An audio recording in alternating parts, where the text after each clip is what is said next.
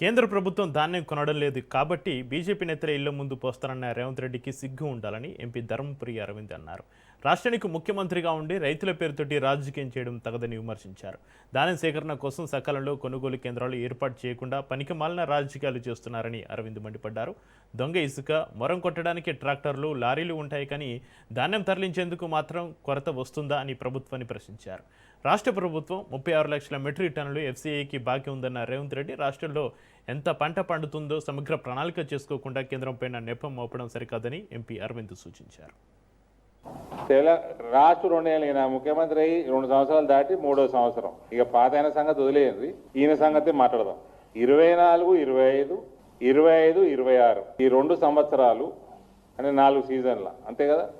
Total estimate 142.5 లక్షల metric టన్నులు సరఫరా చేస్తామని ఒప్పుకున్నారు. వీళ్ళు చేసింది ప్రొక్యూర్మెంట్ చేసి అప్పజెప్పింది 106.78 లక్షల మెట్రిక్ టన్నులు. 35.72 లక్షల మెట్రిక్ టన్నులు ఇంకా నువ్వు బాకీ ఉన్నావు ఎస్సీఐకి. సిగ్గుండాలి. రేవంత్ భాషలో మాట్లాడాలంటే మనిషి పుట్టుక ఉడితే ఆయన భాషనే. సిగ్గుండాలి. రైతుల మీద పనికిమాల రాజకీయం చేయడానికి మనకి సిగ్గు మానం ఉండాలి.